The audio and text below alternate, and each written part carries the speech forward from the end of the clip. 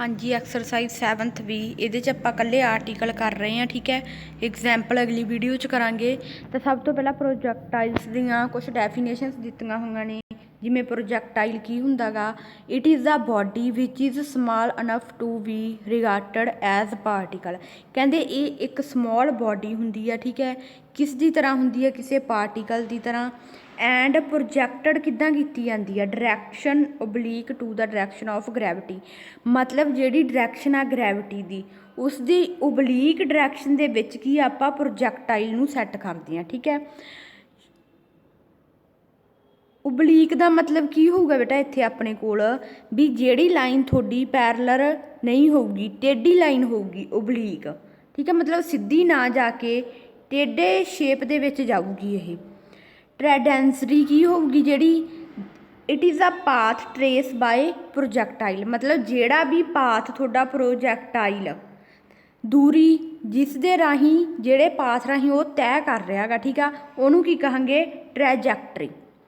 Velocity ਕੀ ਹੋਊਗੀ projection the, it is ਆ velocity which the particle is projected. ਮਤਲਬ ਕਹਿੰਦੇ ਜਿਸ ਦਿਸ਼ਾ ਦੇ ਵਿੱਚ ਵੀ ਤੁਹਾਡਾ ਪਾਰਟੀਕਲ ਆ ਜਿਹੜਾ ਉਹ ਪ੍ਰੋਜੈਕਟ ਕੀਤਾ ਜਾਊਗਾ, ਉਹਨੂੰ ਕੀ ਕਹਾਂਗੇ ਆਪਾਂ, ਵੈਲੋਸਿਟੀ ਕਹਾਂਗੇ।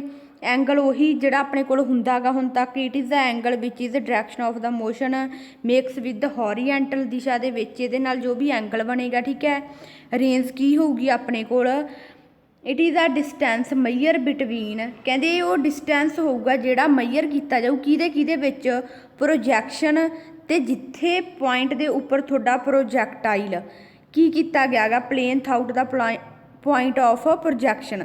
ਮਤਲਬ ਇੱਕ ਤਾਂ ਪ੍ਰੋਜੈਕਸ਼ਨ ਦੇ ਵਿੱਚ, ਇੱਕ ਜਿਹੜੇ ਪੁਆਇੰਟ ਦੇ ਉੱਪਰ ਤੁਹਾਡਾ ਪ੍ਰੋਜੈਕਟਾਈਲ ਸੈੱਟ ਕੀਤਾ ਗਾ ਉਸ ਦੀ ਪ੍ਰੋਜੈਕਸ਼ਨ ਦੇ ਵਿੱਚ ਦੀ ਦੂਰੀ ਨੂੰ ਕੀ ਕਹਾਂਗੇ ਆਪਾਂ, ਰੇਂਜ ਕਹਾਂਗੇ।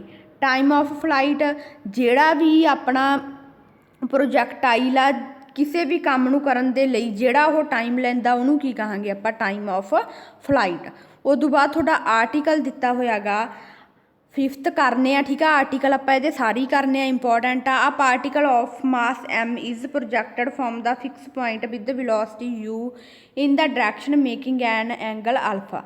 ਕੀ ਕੀਤਾ ਹੋਇਆ ਆਪਾਂ ਨੂੰ, ਪਾਰਟੀਕਲ ਦਾ ਮਾਸ m ਦਿੱਤਾ ਹੋਇਆ ਗਾ, ਪ੍ਰੋਜੈਕਟ ਕੀਤਾ ਗਿਆ ਕਿਸੇ ਫਿਕਸ ਪੁਆਇੰਟ ਦੇ ਉੱਪਰ, ਵੈਲੋਸਿਟੀ ਕੀ ਕਰ ਰਹੀ ਆ, ਉਹਦੀ ਐਂਗਲ ਬਣਾ ਰਹੀ ਆ ਅਲਫਾ, ਹੌਰੀਜੈਂਟਲੀ ਬਣਾ ਰਹੀ ਆ, ਨਿਗਲੈਕਟਿੰਗ ਏਅਰ ਰੈਜ਼ੀਸਟੈਂਸ। ਕਹਿੰਦੇ ਏਅਰ ਦੀ ਜਿਹੜੀ ਵੀ ਉਹਦੀ ਰੈਜ਼ੀਡੈਂਸ ਆ ਉਹਨੂੰ ਨਿਗਲੈਕਟ ਕਰਕੇ ਤੁਸੀਂ ਕੀ ਪਤਾ ਕਰਨਾ ਗਾ, ਮੋਸ਼ਨ ਪਤਾ ਕਰਨਾ ਅਤੇ ਸ਼ੋਅ ਕਰਨਾ ਗਾ ਜਿਹੜਾ ਆਪਣੇ ਪ੍ਰੋਜੈਕਟਾਈਲ ਦਾ ਪਾਥ ਆਵੇਗਾ ਉਹ ਕੀ ਹੋਵੇਗਾ, ਪੈਰਾਬੋਲਾ ਦੀ ਸ਼ੇਪ 'ਚ ਹੋਵੇਗਾ। ਠੀਕ ਹੈ, ਤਾਂ ਆਪਾਂ ਪਹਿਲਾਂ ਕਰ ਚੁੱਕੇ ਹਾਂ ਵੀ ਆਪਣਾ ਜਿਹੜਾ ਪ੍ਰੋਜੈਕਟਾਈਲ ਹੋਊਗਾ ਉਹ ਕੀ ਆ, ਟੇਢੀ ਦੂਰੀ ਤੈਅ ਕਰਦਾ ਗਾ। ਠੀਕ ਹੈ, ਸਿੱਧਾ ਨਾ ਹੋ ਕੇ ਲਾਈਨ ਦੇ ਵਿੱਚ। Let O be the point of projection ਲੈ ਰਹੇ ਹਾਂ ਆਪਾਂ, we taken as the origin, let horizontal and vertical line ਲੈਤੀਆਂ ਆਪਾਂ, taken to the X axis and Y X axis. P X Y ਕੀ ਲੈ ਰਹੇ ਹਾਂ ਆਪਾਂ, ਪੋਜੀਸ਼ਨ ਲੈ ਰਹੇ ਹਾਂ। ਠੀਕ ਹੈ, ਟੀ ਟਾਈਮ ਲੈਤਾ। ਨੈਕਸਟ ਉਹਦਾ ਰਿਜ਼ੋਲਵਡ ਪਾਰਟ ਕੱਢਾਂਗੇ ਆਪਾਂ, ਓ ਐਕਸ ਦੇ ਅਲਾਉਣ ਕੀ ਹੋਊਗਾ ਆਪਣੇ ਕੋਲ, ਸੈਕਿੰਡ ਡੈਰੀਵੇਟਿਵ। ਸਿਮੀਲਰਲੀ ਜੇ ਵਾਈ ਦੇ ਅਲਾਉਣ ਕੱਢ ਰਹੇ ਹੋ ਤਾਂ ਸੈਕਿੰਡ ਡੈਰੀਵੇਟਿਵ ਵਾਈ ਦਾ ਟੀ ਦੇ ਰਿਸਪੈਕਟ। ਠੀਕ ਹੈ, ਨੈਕਸਟ ਕੀ ਕੀਤਾ ਹੋਇਆ, ਕਹਿੰਦੇ during the motion of the projectile the only force act ਕਰੂਗੀ, ਜਿਹੜੀ ਵੇਟ ਐਮ ਜੀ ਦੇ ਉੱਪਰ ਹੋਊਗੀ, ਐਕਟ ਕਰੂਗੀ ਵਰਟੀਕਲੀ ਡਾਊਨਵਰਡ। ਤਾਂ ਹੁਣ ਓਕੇਸ਼ਨ ਲਿਖਾਂਗੇ ਆਪਾਂ ਹੌਰੀਜੈਂਟਲ ਅਤੇ ਵਰਟੀਕਲ ਫੋਰਸ ਦੀਆਂ।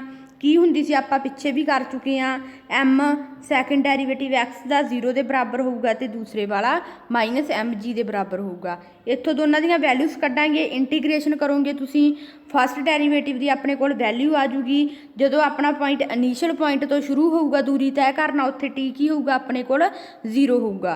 ਅਤੇ dx/dt ਆਪਣਾ ਕੀ ਦਿੱਤਾ ਹੋਇਆ ਸੀ, ਐਕਸ ਦੇ ਰਿਸਪੈਕਟ ਰਿਜ਼ੋਲਵਡ ਪਾਰਟ ਆਪਣਾ ਕੀ ਹੁੰਦਾ ਸੀਗਾ, ਕੋਸ ਦੇ ਵਿੱਚ, ਅਤੇ ਵਾਈ ਦੇ ਰਿਸਪੈਕਟ ਆਪਣਾ ਰਿਜ਼ੋਲਵਡ ਪਾਰਟ ਕਾਹਦੇ ਵਿੱਚ ਹੁੰਦਾ ਸੀ, ਸਾਈਨ ਦੇ ਵਿੱਚ। ਦੋਨਾਂ ਨੂੰ ਸੋਲਵ ਕਰੋਗੇ ਤੁਸੀਂ, C1 C2 ਦੀਆਂ ਵੈਲਿਊਸ ਆ ਜਾਣਗੀਆਂ। ਫਸਟ ਜਿਹੜੀ ਆਪਣੀ 3 ਅਤੇ 4th ਓਕੇਸ਼ਨ ਸੀ ਉਹਦੇ ਵਿੱਚ ਵੈਲਿਊਸ ਪੁੱਟ ਕਰ ਦੂੰਗੀ। ਨਾ ਉਹ ਕਹਿੰਦੇ ਕਲੀਅਰ ਆਪਣੇ ਕੋਲੇ horizontal component of the velocity will remain constant and equal to ਕਿਹਦੇ ਹੋਊਗਾ, u cos ਅਲਫਾ ਦੇ। ਠੀਕ ਹੈ, 5th ਅਤੇ 5 ਨੂੰ ਜਦੋਂ ਆਪਾਂ ਸੋਲਵ ਕੀਤਾ, ਇੱਥੋਂ ਕੀ ਪਤਾ ਲੱਗਦਾ ਗਾ, ਆਪਣੇ ਜਿਹੜੇ ਕੰਪੋਨੈਂਟ ਆ ਵੈਲੋਸਿਟੀ ਦੇ ਹੌਰੀਜੈਂਟਲ ਐਂਡ ਵਰਟੀਕਲ ਡਾਇਰੈਕਸ਼ਨ ਦੇ ਵਿੱਚ ਜਾ ਰਹੇ ਆ ਕਿਸੇ ਟਾਈਮ टी ते ਤਾਂ ਹੁਣ ਕੀ ਆਪਣੇ ਕੋਲ 5 ਤੇ 6 ਇਕੁਏਸ਼ਨ ਨੂੰ ਯੂਜ਼ ਕਰਾਂਗੇ। ਇੰਟੀਗ੍ਰੇਸ਼ਨ ਕਰੋਗੇ ਤੁਸੀਂ ਉਸੇ ਤਰ੍ਹਾਂ ਟੀ ਨੂੰ 0 ਪੁੱਟ ਕਰੋਗੇ ਇਨੀਸ਼ੀਅਲ ਪੁਆਇੰਟ ਦੇ ਉੱਪਰ, ਤੁਹਾਨੂੰ ਏ ਤੇ ਬੀ ਦੀ ਵੈਲਿਊ ਮਿਲ ਜੂਗੀ। ਠੀਕ ਹੈ, ਜਦੋਂ ਏ ਤੇ ਬੀ ਦੀ ਵੈਲਿਊ ਨਿਕਲੇਗੀ ਆਪਣੇ ਕੋਲ, ਤੁਸੀਂ ਕੀ ਕਰਨਾ ਗਾ 7th ਤੇ 8th ਇਕੁਏਸ਼ਨ ਦੇ ਵਿੱਚ ਏ ਦੀ ਵੈਲਿਊ ਪੁੱਟ ਕਰ ਦੋਗੇ। ਇੱਥੋਂ ਕੀ ਹੈ ਤੁਹਾਡੇ ਕੋਲ ਇਹ ਵਾਲਾ ਆਨਸਰ ਆ ਜਾਏਗਾ। ਇਕੁਏਸ਼ਨ ਕਹਿੰਦੇ 9 and 10 given the position of the particle after the time T. ਕਹਿੰਦੇ ਜਿਹੜੀ ਇਕੁਏਸ਼ਨ ਆਪਣੇ ਕੋਲੇ 9 ਤੇ 10th ਦੇ ਵਿੱਚ ਬਣ ਰਹੀ ਆ ਉਹ ਕੀ ਆ ਤੁਹਾਡੀ ਟਾਈਮ ਟੀ ਤੋਂ ਬਾਅਦ ਦੀ ਪੋਜੀਸ਼ਨ ਬਣ ਰਹੀ ਆ। ਠੀਕ ਹੈ, ਤਾਂ ਹੁਣ ਅੱਗੇ ਦੇਖੋ, now to obtain the equation of path trace out the particle eliminate t from 9th and 10th। ਕਹਿੰਦੇ ਜੇ ਤੁਸੀਂ ਪਾਥ ਦਾ ਟਾਈਮ ਕੱਢ ਰਹੇ ਹੋ, ਠੀਕ ਹੈ, ਟਰੇਸ ਕਰਨ ਦਾ ਜੋ ਵੀ ਉਹਦੇ ਪਾਥ ਦੀ ਇਕੁਏਸ਼ਨ ਕੱਢੋਗੇ ਤਾਂ ਤੁਹਾਨੂੰ ਕੀ ਕਰਨਾ ਪਊਗਾ, ਟੀ ਨੂੰ ਐਲੀਮੀਨੇਟ ਕਰਨਾ ਪਊਗਾ। 9th ਦੇ ਵਿੱਚੋਂ ਕਰੋਗੇ ਤਾਂ ਤੁਹਾਡੇ ਕੋਲ ਕੀ ਆ ਜੂਗੀ, ਟੀ ਦੀ ਵੈਲਿਊ ਆ ਜੂਗੀ। 10th ਦੇ ਵਿੱਚ ਇਕੁਏਸ਼ਨ ਨੂੰ ਪੁੱਟ ਕਰ ਦਿਓ, ਇੱਥੇ ਕੀ ਹੈ ਤੁਹਾਡੇ ਕੋਲ y ਦੀ ਵੈਲਿਊ ਨਿਕਲੇਗੀ। ਹੁਣ ਕੀ ਹੈ ਕਹਿੰਦੇ ਇਹਨਾਂ ਇਕੁਏਸ਼ਨਸ ਨੂੰ ਇਸ ਇਕੁਏਸ਼ਨ ਨਾਲ ਮਲਟੀਪਲਾਈ ਕਰੋਗੇ, ਸੋਲਵ ਕਰੋਗੇ ਤਾਂ ਆਪਣੇ ਕੋਲੇ ਕੀ ਆ ਜੂਗਾ, ਇਸ ਨੂੰ ਉਦੋਂ ਬਾਅਦ ਇਕੁਏਸ਼ਨ ਨੂੰ ਸੋਲਵ ਕਰਨ ਤੋਂ ਬਾਅਦ ਆਹ ਇਕੁਏਸ਼ਨ ਬਣੂਗੀ ਆਪਣੇ ਕੋਲ। ਇਹਦੇ ਵਿੱਚ ਸਾਈਨ ਵਾਲੀ ਇਹ ਵੈਲਿਊ ਐਡ ਕਰ ਦੇਣੀ ਆ, ਅਗੇਨ ਇਹਨੂੰ ਸੋਲਵ ਕਰੋਗੇ ਤਾਂ ਆਪਣੇ ਕੋਲ ਆਹ ਫਾਰਮ ਬਣ ਜਾਏਗੀ। ਠੀਕ ਹੈ, ਇੱਥੇ ਕੀ ਕੀਤਾ ਹੋਇਆਗਾ, ਇਸ ਨੂੰ x ਨੂੰ ਉਵੇਂ ਰੱਖਿਆ ਹੋਇਆ, ਇਸ ਪੂਰੀ ਵੈਲਿਊ ਨੂੰ h ਦਾ ਨੇਮ ਦਿੱਤਾ ਹੋਇਆਗਾ, ਇਸ ਨੂੰ l ਦਾ ਨੇਮ ਦੇਤਾ ਤੇ ਇਸ ਨੂੰ k ਦਾ ਨੇਮ ਦੇਤਾ। ਇੱਥੋਂ ਆਪਣੇ ਕੋਲ ਕੀ ਇਕੁਏਸ਼ਨ ਬਣ ਗਈ, ਪੈਰਾਬੋਲਾ ਦੀ। ਠੀਕ ਹੈ, ਤੇ ਇਹੀ ਚੀਜ਼ ਆਪਾਂ ਸ਼ੋਅ ਕਰਨੀ ਸੀਗੀ। ਨੈਕਸਟ ਦੇ ਵਿੱਚ ਕੀ ਕਿਹਾ ਗਿਆ ਗਾ, find the latus rectum and the vector the focus height and the direction of the parabola trace out by the ਪ੍ਰੋਜੈਕਟਾਈਲ।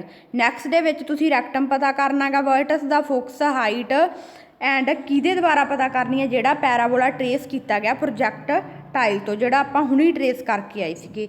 ਤਾਂ ਇਹਦੇ ਵਿੱਚ ਉਸੇ ਤਰ੍ਹਾਂ ਐਮ ਮਾਸ ਲੈ ਲਓਗੇ, ਉਹ ਤੋਂ ਤੁਸੀਂ ਵੈਲੋਸਿਟੀ ਯੂ ਲੈ ਰਹੇ ਹੋ, ਐਂਗਲ ਅਲਫਾ ਹੌਰੀਜੈਂਟਲੀ। ਠੀਕ ਹੈ, ਉਸੇ ਤਰ੍ਹਾਂ ਐਕਸ ਐਕਸਿਸ ਤੇ ਬਾਈ ਐਕਸ ਐਕਸਿਸ ਇਹਦੇ ਕੰਪੋਨੈਂਟ ਲਵਾਂਗੇ। ਆ ਆਪਾਂ ਹੁਣੀ ਕਰਕੇ ਆਏ ਆ ਵੀ ਇਕੁਏਸ਼ਨ ਆਪਣੇ ਕੋਲ ਪ੍ਰੋਜੈਕਟਾਈਲ ਦੀ ਕੀ ਹੁੰਦੀ ਸੀ। ਠੀਕ ਹੈ, ਅੱਗੇ ਦੇਖੋ, ਪ੍ਰੋਜੈਕਟਾਈਲ ਦੇ ਵਿੱਚ ਤੁਸੀਂ ਵੈਲਿਊਸ ਨੂੰ ਹੀ ਪੁੱਟ ਕੀਤਾ ਹੋਇਆਗਾ, ਇੱਥੋਂ ਤੁਸੀਂ ਇੱਥੋਂ ਤੱਕ ਇਹਨੂੰ ਸੋਲਵ ਕਰ ਲਓਗੇ। ਠੀਕ ਹੈ, ਤਾਂ ਇਹ ਕੀ ਆ ਆਪਣੇ ਕੋਲੇ ਪੈਰਾਬੋਲਾ ਦੇ ਵਰਟਸ ਆ ਗਏ, ਕਿਹੜੇ ਕਿਹੜੇ ਆ ਗਏ ਆਪਣੇ ਕੋਲ, ਸਾਈਨ ਦੇ ਵਿੱਚ, ਠੀਕ ਹੈ, ਐਂਡ ਸਾਈਨ ਐਂਡ ਕਾਸ ਦੇ ਵਿੱਚ। ਇੱਥੋਂ ਨਿਕਲਿਆ ਆਵੇਗਾ, ਦੂਸਰੇ ਵਾਲਾ ਇੱਧਰੋਂ ਨਿਕਲਿਆ ਆਊਗਾ। ਆਪਣੇ ਕੋਲ ਕੰਪੋਨੈਂਟ ਆ ਗਏ, ਲੈਟਸਮ ਰੈਕਟੈਮ ਪਤਾ ਕਰਨੀ ਆ ਤਾਂ ਇਹਦੇ ਲਈ ਫਾਰਮੂਲੇ ਦੇ ਵਿੱਚ ਵੈਲਿਊ ਪੁੱਟ ਕਰ ਦਿਓ। ਇੱਥੇ ਤੁਹਾਡੇ ਕੋਲੇ ਕੀ ਆ ਜਾਊਗਾ, ਦੋਨਾਂ ਨੂੰ ਸੋਲਵ ਕਰੋਗੇ 2g ਨਾਲ ਕਾਸ ਆਪਣਾ ਕਿਹਦਾ ਕੰਪੋਨੈਂਟ ਹੁੰਦਾ ਗਾ, ਹੌਰੀਜੈਂਟਲੀ, ਜਿਹੜਾ ਆਪਣਾ ਉਹ ਐਕਸ ਐਕਸਿਸ ਤੇ ਲੱਗਦਾ ਹੁੰਦਾ। ਠੀਕ ਹੈ, ਸਿਮਿਲਰਲੀ ਫੋਕਸ ਦਾ ਫਾਰਮੂਲਾ ਲਗਾ ਦਾਂਗੇ, ਇੱਥੋਂ ਆਪਾਂ ਫੋਕਸ ਦੀ ਵੈਲਿਊ ਕੱਢ ਲਵਾਂਗੇ। ਠੀਕ ਹੈ, ਸੋਲਵ ਕਰਾਂਗੇ ਆਪਣੇ ਕੋਲ ਆਰਡੀਨੇਟ ਜਿਹੜੇ ਵੀ ਆਪਣੇ ਕੋਲੇ ਫੋਕਸ ਐਸ ਦੇ ਆ ਰਹੇ ਆ, ਐਸ ਕਿਵੇਂ ਕੱਢ ਰਹੇ ਆ ਆਪਾਂ, ਐਮ ਐਸ ਤੇ ਲੱਗ ਰਹੀ ਹੈ। ਠੀਕ ਹੈ, ਇਹਨੂੰ ਕੀ ਲਿਖ ਸਕਦੇ ਹਾਂ ਆਪਾਂ, M A minus S A, ਤਾਂ ਦੋਨਾਂ ਦੀਆਂ ਵੈਲਿਊਜ਼ ਪੁੱਟ ਕਰ ਦੋਗੇ, ਇੱਥੋਂ ਤੁਹਾਡੇ ਕੋਲੇ ਐਸ ਦੀ ਵੈਲਿਊ ਨਿਕਲ ਆਊਗੀ। ਠੀਕ ਹੈ, ਸਿਮਿਲਰਲੀ ਹਾਈਟ ਪਤਾ ਕੀਤੀ ਹੋਈ ਆ, ਹਾਈਟ ਦੇ ਵਿੱਚ ਵੀ ਤੁਸੀਂ ਉਸੇ ਤਰ੍ਹਾਂ ਵੈਲਿਊਜ਼ ਪੁੱਟ ਕਰਨੀਆਂ ਨੇ। ਠੀਕ ਹੈ,